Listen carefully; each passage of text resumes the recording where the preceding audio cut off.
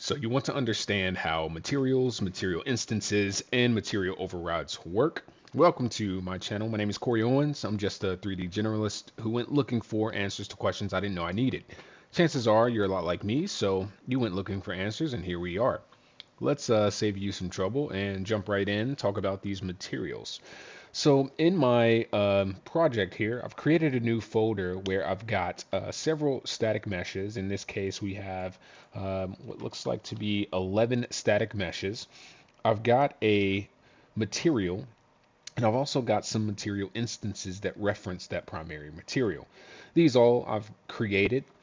Basically, the material consists of a base color, metallic, roughness, and a normal map. And the default parameters have those maps enabled by default, redundant. But the parameters are exposed to the material instances, which allow me to turn off those textures and enable a base color for each of those slots if I want to. So if I open a material instance, all of these parameters are referencing my master. All right, so as you can see, let's open up the master one more time. And we've got base color here connected to an override default albedo, which is by default is false. So that node would be connected to enable base color, which is another parameter switch, which that is by default set to false as well. So the initial setting for this will be a diffuse texture, which looks like this. All right, same thing is true for my metallic. We have a switch parameter enable base metallic, which is set to false by default. And there is a metallic texture that is enabled. I've got a roughness texture enabled. And I've got a normal enabled. These all I created in Affinity Designer Suite. And I just wanted to have something a little more interesting to visualize when working with materials.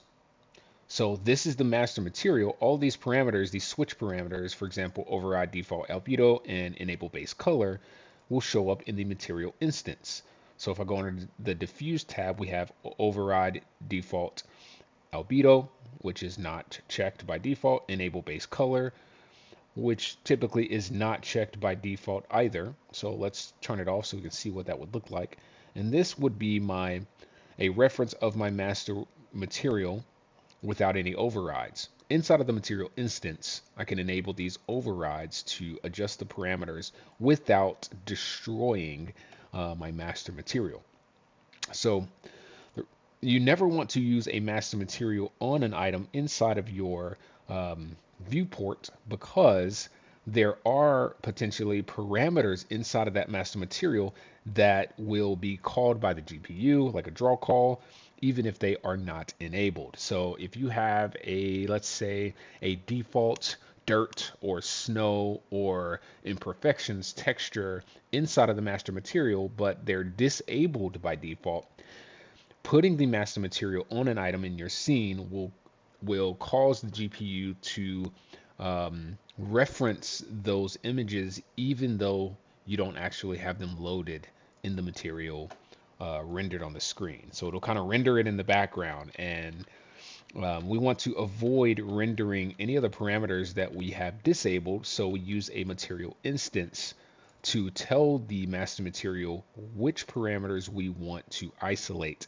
and render. For example, in this case, we aren't using the base color diffuse texture. We are using a base color vector instead, which is a color picker.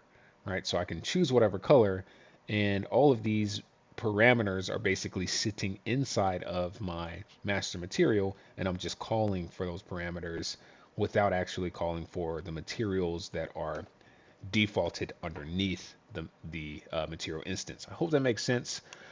I don't really do a whole lot of tutorials, but I'm trying to explain this in terms that I would understand. So this is a master material, and the material instance creates an override. which does not destroy any of the parameters in the master. The same thing happens with static meshes when you apply materials inside of the viewport. So what I've got here is I've got a box inside of my content browser. I've got a duplicate of that box in the content browser. Basically, this is a new unique static mesh. I've got a box number 3, box number 4, box number 5, and as you can see, box 1 here, box 2, box 3, box 4. And you see the materials are a little bit different there. It's 2 materials on one box. And then box 5, well, actually, forgive me, when you create a new static mesh, the default number for that is going to be 0, right? So this is just box, and then there's 2, 3, 4, and I believe I did create a number 5, which I should be able to delete. Okay, and box number 5 is actually comprised of individual meshes. So let's Shift G and let me show you that I can pull these meshes apart. So it's not actually a single static mesh, but 6 static meshes that are all just kind of put together.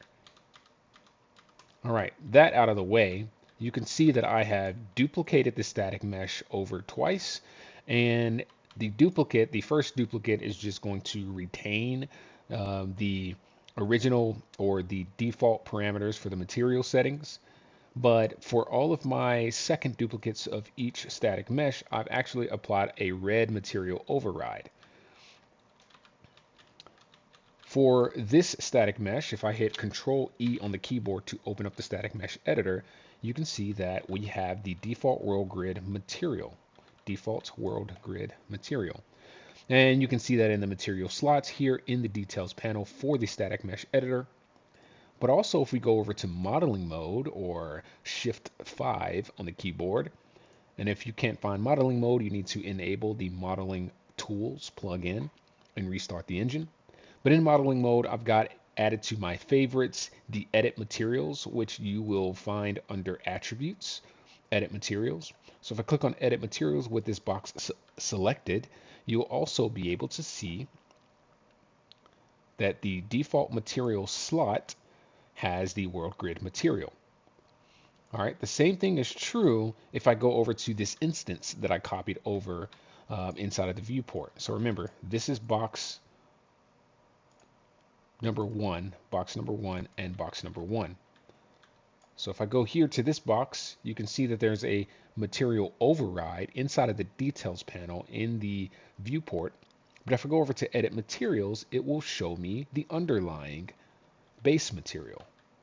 The same is true if I Control E and open up the static mesh editor, I'll see the underlying material. So let's look at the other boxes. As you can see inside of your content browser, the boxes will show their default materials. They won't show what materials are overridden or applied as an override from the viewport. They will show the base materials for the model. This is why we have individual static meshes for this presentation example.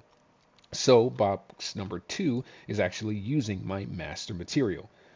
You know that this is a master material because it has MM underscore at the front, which is short for master material, but also because the material is just called material. Any instance of this material is going to be called material instance. So as you can see, I've created 4 instances, but if I were to go into the master material and let's say disconnect my base color node, break the link, and then save this, you will see that all the materials in the scene have been updated because the master material was updated. No more instancing. All right, so let's undo that, save it, close this. And the second static mesh, if we were to open that up in the static mesh editor, you will see that we have the master material applied, and that's also going to reflect in our edit materials panel. I've got the wrong one selected. Let me select that box in the viewport and then hit edit materials, and there we have it. All right, let's move on to box number 3. We've got this red instance set as the primary material. If we double click on the box in the content browser, You can see this is our primary base material. But then if I click on this box, we've made a little bit of a change to the material setup. We've got one material on two sides and then red wrapping around the entire box. And the way that we do that is in the material slots, we can add an array and then apply a material to any particular mesh. And it's easier to do that in the static mesh, in the material editor window. So let's go over to modeling mode. We're going to do that to this box here, actually. Click on this box. Let's click on edit materials. And then what I'll do is I'll set my selection mode to angle filtered.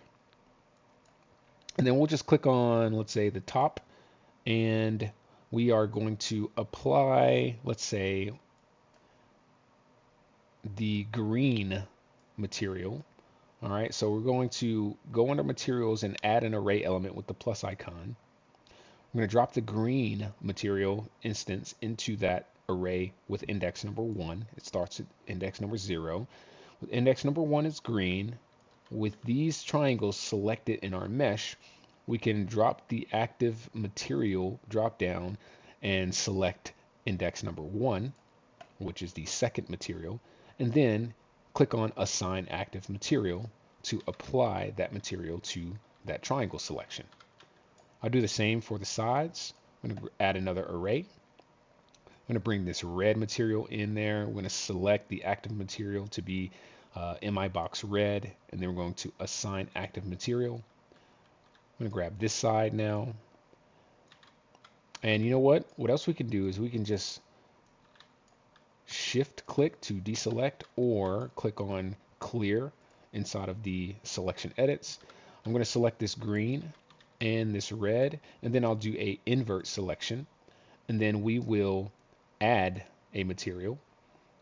I'm going to add yellow, and as you can see, this first material up here will no longer be applied to anything once we enable the active material to be our yellow, and then assign our selection to that active material. So this material has 4 default material slots. There are no triangles using the index 0, but when we hit accept, as you can see, all of our instances get updated. And inside of the details panel, we've got our defaults showing up here, which we can then override with whatever colors we want. Now, if I go back into Material Editor, let's actually do this for all the boxes. So let's display 2 materials. As you can see in Elements 0, we have 2 materials on individual boxes. So let's go and add red to those, and then red, red. Now remember, if you press this back arrow here to the right in the details panel, it's going to reset the property to its default value, and it's going to disable that override. Also, you can drag and drop a color onto the scene, and whatever material you override, it's going to override the entire mesh's triangles that are using that active material slot. All right, so I'll show you an example. I drop this blue on the yellow. Anything that's yellow should turn blue. Let's undo. Let's do it from this side. But here's the deal. Let's escape. Let's clear this. Set it all back to default. Let's go to Material Edit. And we're going to grab this front face and assign to active material 0, which is the world grid. But then we're going to drop yellow in that grid as well, in that index as well. So if I hit accept, when I go to do a material override on the yellow, it's only going to override whichever index I drop the material on. Remember, the yellow, the face is index 0, but I believe if we go to edit materials, all the other yellow parts are index 3. So let's drop red on index 3, and then red is going to update only on index 3. Let's undo that and now drop it on index 0. Okay, let's do blue. Let's undo. Let's do blue here. Okay, so as you can see, when we drop a material into the scene on the index for that static meshes material, it's going to update here in the details panel. So I can drop blue here. I can even drag it here. And it's only going to update that instance. So this is good if you have a car dealership or you have multiple variations of an item in a game, or let's say in your scene, you can have different variations of the same static mesh without actually having to duplicate the static mesh. So let's say I were to delete these static meshes.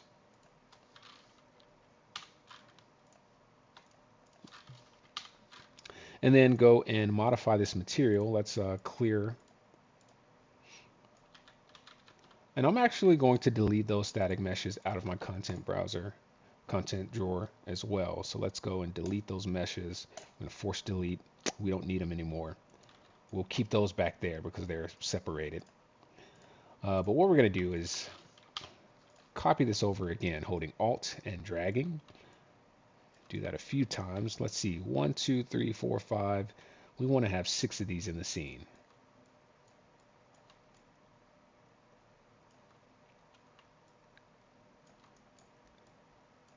All right, so let's go edit our materials.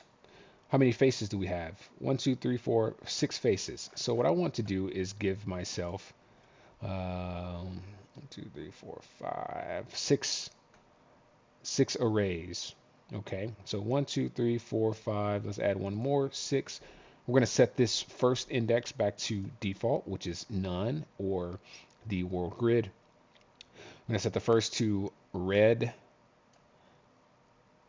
Let's do yellow, green, blue, and then we'll add our master material on there just because. I'll select the top is already red, which appears to be index number 1. We've already got an index number 0 here on the face. We've already got an index number 2 on the right side. We've already got index 3 on the left side.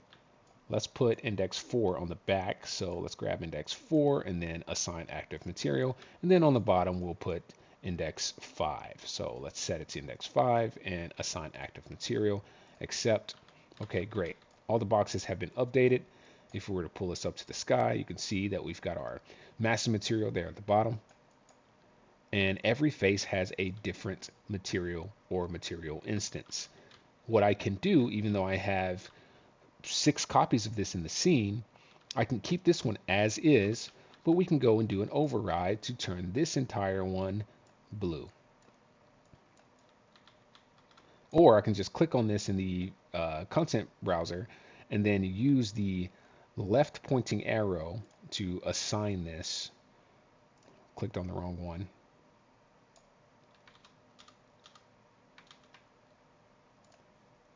Okay, to now assign this to every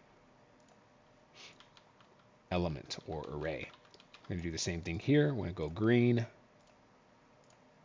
because why not? Here we'll go red. So let's search and add.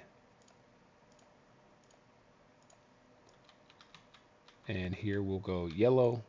So all we have to do is click on the browse icon so that it's selected in the content browser, and then we'll click on the apply. And then let's do the same here. Click on the master material, apply it. Actually, I think we can do one more. Or maybe not.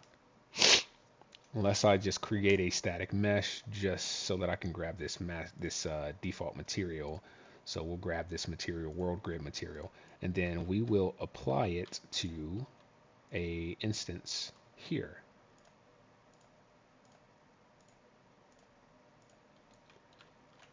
Okay, so now we have one static mesh, okay, and we have instances of that static mesh, and all the instances have overrides.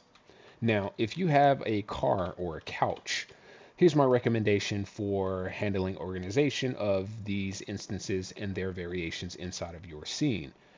Let's say this mesh here is, we'll call it car, let's call it Mustang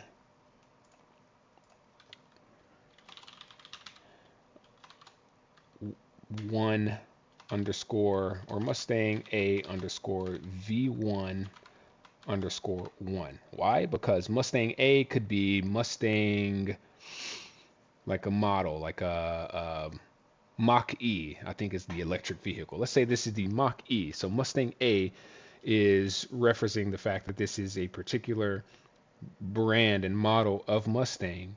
And then V1 is variation 1. And then underscore 1 is the number of the items in the scene. So the first item of that variation for that particular model. That way, once that name is changed, we can alt drag and copy that variation. And as you see, by default, it will show Mustang A V1 underscore 2. This is still the V1 variation, the variation 1. Let's call this one variation 2. So let's assume that this is technically this is the same static mesh, so it would still be Mustang underscore A underscore V1, or actually V2 underscore 1. And I'll show you why this is important in just a moment. So we'll do 3 of these. And then the fourth variation, I'll just grab V1, click on it once again, or hit F2 to rename, Control C to copy. We're going to click on our green. I'm going to go here, F2 to rename, Control V to paste, and then we'll name this V3. Okay, and then we'll name this one V4.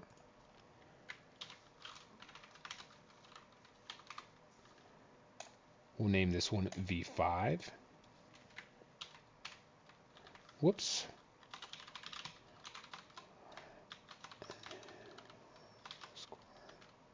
One. All copy. Enter. This one V6. Underscore 1, and this one V7. So let's do Control V and 7. Now we can duplicate those meshes.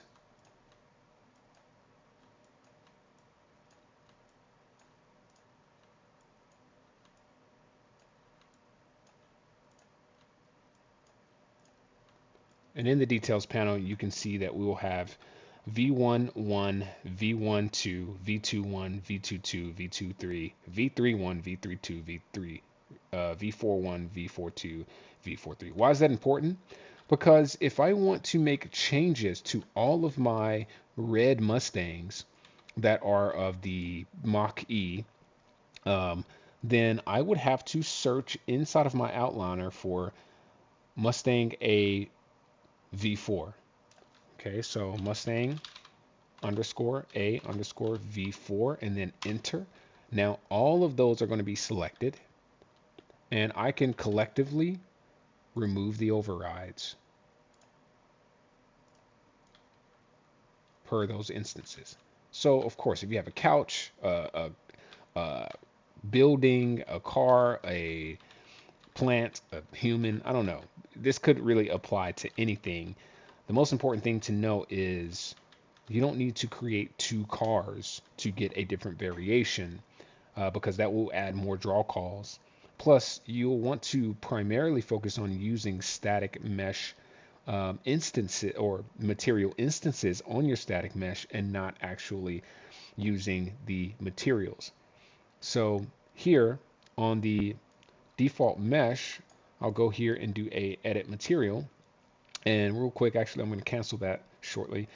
What I'll do is right click this material, and then we're going to create a material instance. And then we'll call this, if it'll let me see what's going on back there, mi underscore box underscore default. And then I'll this is good enough because it gives us the default texture.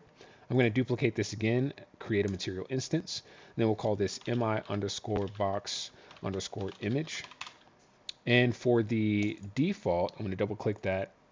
Actually, I can keep that as is. There's nothing I need to change there, but it is now a material instance instead of using the material itself. Then I'll grab the mi box image, and then here we are going to do a override albedo, and this is going to give us that default image that I added to my master material. So now I have two more instances that I can apply across the scene. So let's go to edit materials on our primary static mesh. And I can scroll down and find our master material and replace that master material with our mi box default instance. Now we don't have a master that's being referenced in the scene, which is the image, the material underneath on the bottom face. I also want to replace this front face, so we're going to grab our image material and put that into index 0 and hit accept. And now all the materials across the scene have replaced all the materials are replaced on all the instances. Anywhere that there is an override, such as on these yellows and the green box and the world grid box and the default material box, will not show the image on the front. But as we can see here, we never overrode the image texture on the front. All right, so if I grab all of these boxes, let's close this and just search Mustang, enter, we can see that element 0 has 6 different variations. Element 1 has 6 different variations. Element 2 has 6 different variations or overrides. So let's click on element 0. And we're going to reset these. Let's click on it again. And every time we reset it, they will condense into their, it'll condense down back down to 1. So element 0 now only has 1 material in all of the instances. That means all of the front boxes, the front faces, are now set back to element 0. All right, let's figure out what the top is. The top is element 1. So if I hit enter here, we're going to go to element 1 and we're going to replace all these tops with our, which is going to be element 1, with our default image. Let's expand it. And every time we do that, replacement is going to condense those materials down to any two that share the same material. All right. Now, once again, if I go back to my master material and disconnect this link, what happens? Save. Everything gets reset again. I can hit undo, and then I can actually go in here and replace all of my default materials inside of the master if I have a default that I want to be applied to every mesh that I add this instance to. You know, if I were to create a new instance, if I wanted the default to be a different texture than this grid, I would replace that in the master so that it shows up on all of the default instances, if that makes sense. So real quick, another thing, if I were to take multiple of these boxes and put them together,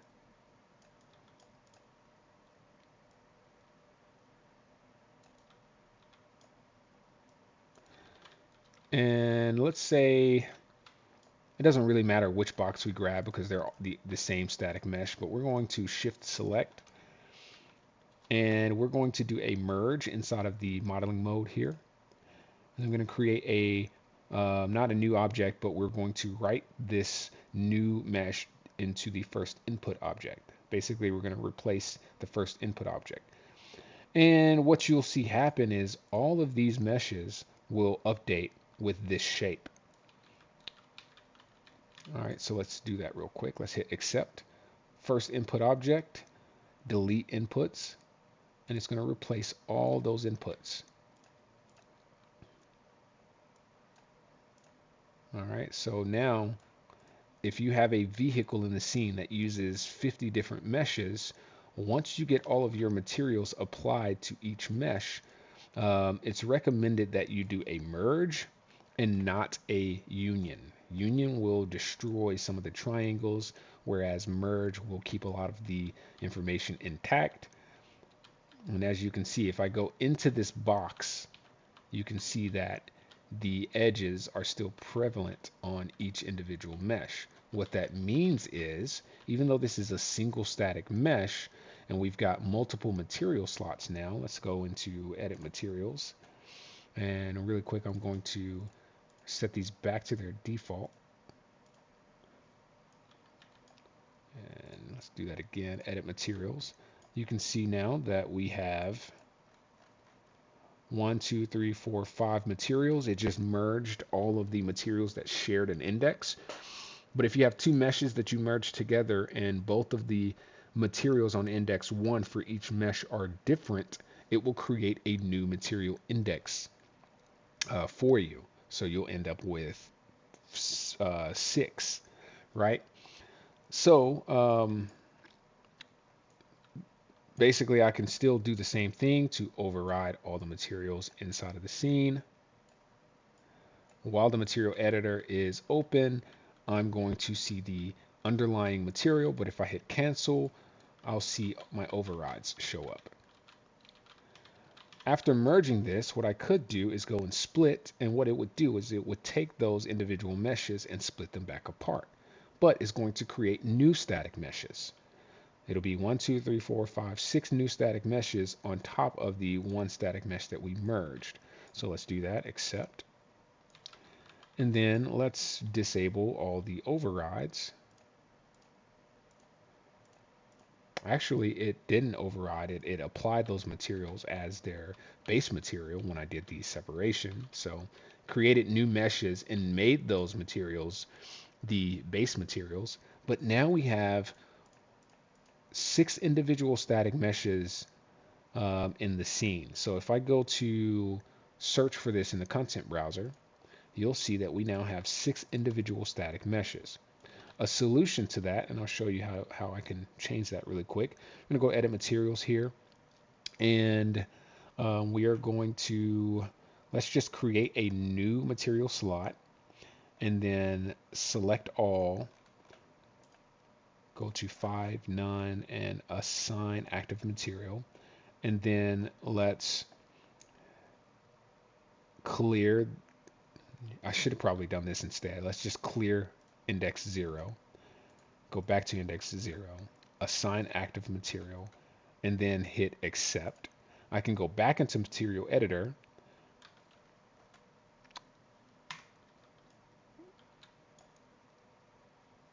yeah, because none of this material now is using elements 1 through 5. All right, if that makes sense. So let's look around. The mesh is not using materials 1 through 5. So I can go to edit materials and I can delete 1 through 5. It's going to say material slot only has 5 materials, but mesh expects at least 6. If that happens, let's hit cancel. Let's go edit materials again, select all, and then with 0 selected, let's hit assign active material, accept, and then let's go and clear these defaults here just to make sure that there are no overrides. And then we should be able to go back to edit material, clear these, and delete them. So just another way to kind of optimize your mesh, then hit accept. Now we're back to its original form. I'll go to edit pivot, we'll choose bottom, hit accept, and now pivot's back at the center. So if you have any questions about material instances or static mesh instances, how to edit instances, edit materials on more complex objects, merging, just optimization in general, let me know. I'll be happy to make another video. But real quick, what I can do to get rid of all these additional static meshes that we don't want in the scene is I can go back to, let's say, one of these meshes. We might have one in here. So let's use this one as the default. Let's search for it, and we're going to just call this Mustang underscore A underscore, yeah, just A. And then we will grab every static mesh in the scene that is under the tag Mustang, hit enter, and let's, in the static mesh, in the details panel where the static mesh is, I'll drag that Mustang into there, and all of them will be replaced again. So we're back to our original format. Let's take a look at this one. Looks like there's an override that stayed persistent. And we set it back to its default material. Control E, default material. And then now there's only one element, or there's not an array anymore. It's just one material slot. An array is multiple slots. So I can go in here and select all these static meshes, control click the one that I don't want to delete, right click, let's delete those. It's going to ask if we want to force delete it. Nothing's referencing these models. I'll move this back into my main folder, go into my main folder, and we can delete this box that we're no longer using, that we ended up creating with the merge. So let's delete that.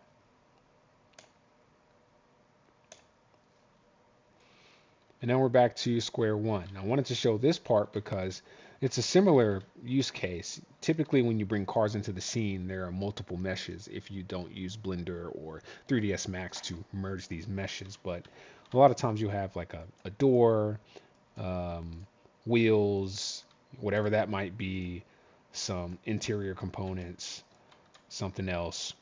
Real quick, what I'm going to do though is in my master material, let's see if we have the option to easily do double-sided.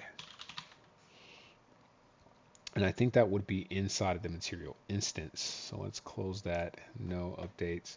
Let's see. Red and blue are the ones we're using. So let's double click on blue.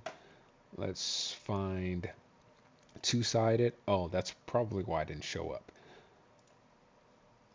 So let's double check master material to see if two-sided is an option I can check in there.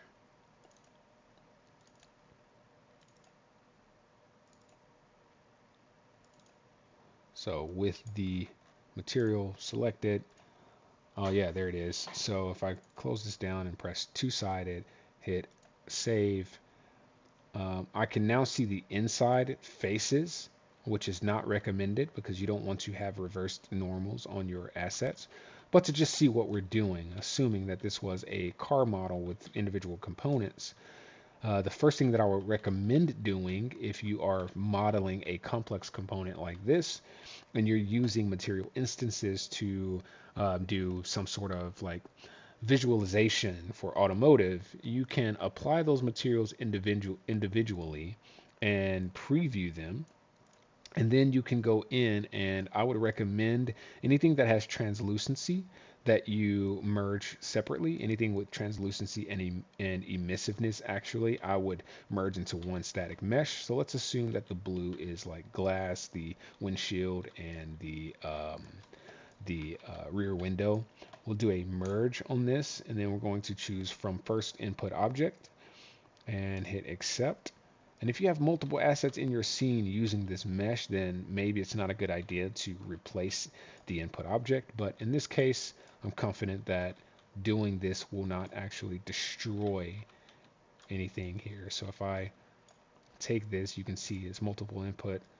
The multiple inputs being merged into one using the first input, which was this front face, is going to replace the front face, but it's not going to replace the back face. So I can go in there and delete those instances. And then I can also delete that static mesh out of the content drawer. So let's delete. Okay, and let's say this is the rest of the body that is not transparent. Let's select all of that. Let's select the bottom one actually first, and then grab the top ones last, and then do a merge from first input object, accept. All right, and then I should be able to move this out of the way, grab these, delete them. Okay, move this back, or you could hide it, whatever you have to do. But let's say this is a car and glass. We don't want to have the glass added as part of the mesh because we want to enable, let's say, nanites on the non-translucent part of the mesh. So I can go in here and actually delete the rest of these individual static meshes that are no longer referenced in the scene. Let's delete them. Perfect. And we have a much cleaner project. We're going to rename this to Mustang Glass, Mustang A underscore glass, and then we'll call this one Mustang A body.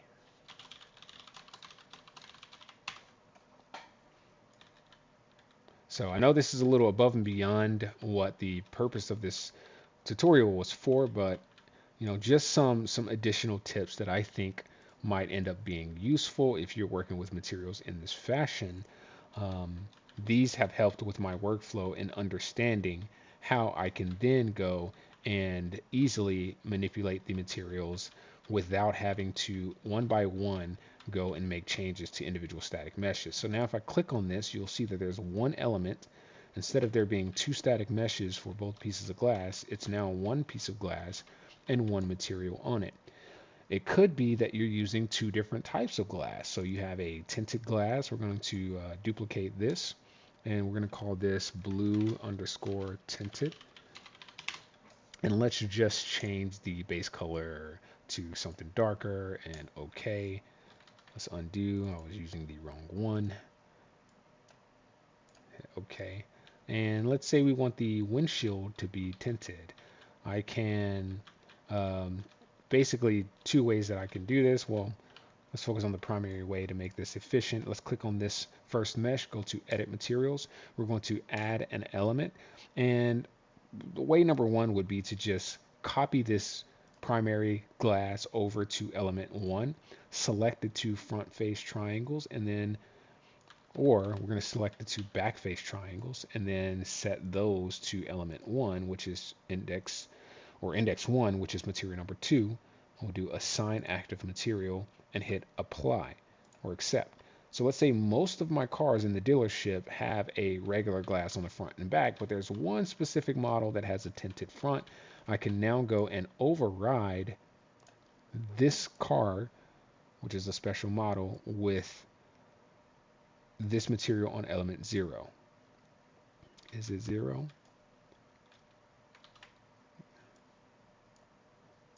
Ah, it's element 1.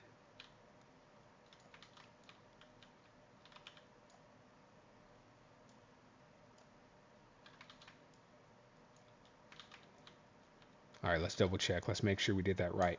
Edit materials. This one is element 0. So let's click the front of that. Element 0, assign active materials. This one's supposed to be element 1. Set this to 1, assign active materials. Okay. And let's reset these. All right, now I should be able to drag that out into the scene. And the back window is going to stay blue. Can't really tell in this example, so instead what I'll do is edit materials and we'll set the back to be a yellow color just so we can see the difference. Hit accept.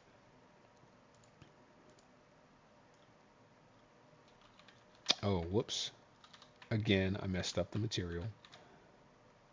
So I must have, oh, okay. I see what I did.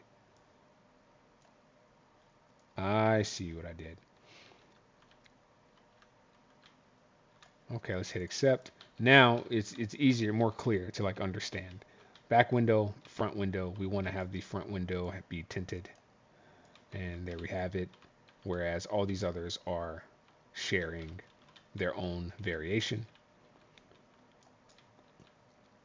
But we can also go back here and say, we want these to be green tint. I want this one to have some sort of special tint. All right, and then you would name them accordingly. This is variation 1, this is variation 2, variation 2, variation 2 underscore 1, variation 2 underscore 2. All right, let's remove those overrides.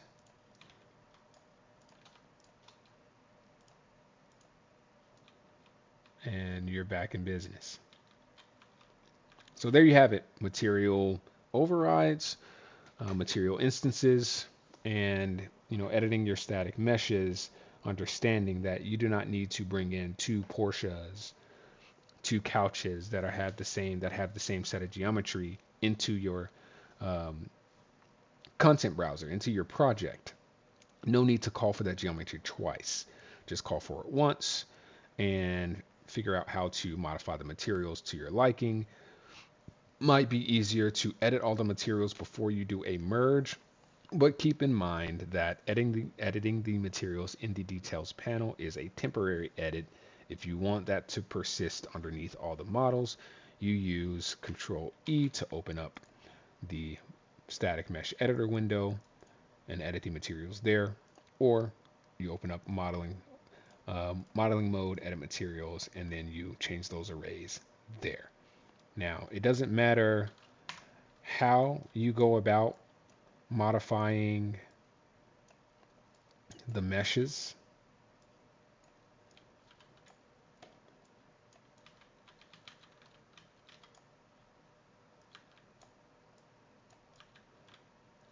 If you were to go to edit materials and then remove all the materials and hit accept, those overrides would still persist.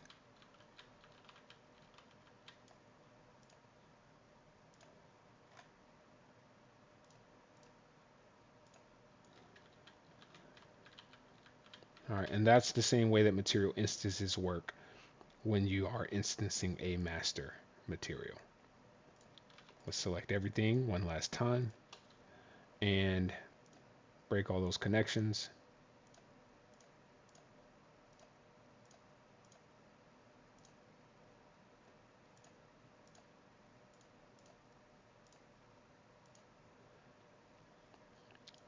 And with this selected, I have both this item selected, which has its own,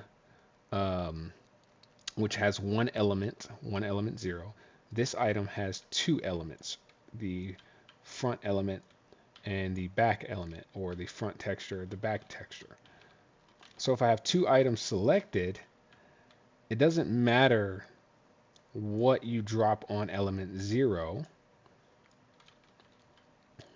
It's just going to populate element 0 for both of those items. So that's something to keep in mind too. If you have two items selected and element 0 for each of those items is supposed to be two different things, like carbon fiber on one and rubber on the other, that's something to keep in mind too. So if you're editing multiple meshes and you know that the element 0 for all of those meshes, let's say all the materials, all the meshes inside of a group of components, let's say you're designing a table, you have 10 components and then a piece of wood on top, and you have two elements or two materials on each component, the wood might be the only static mesh that only has one material slot. All the other components might have a metal slot and a rubber slot for, let's say, the feet.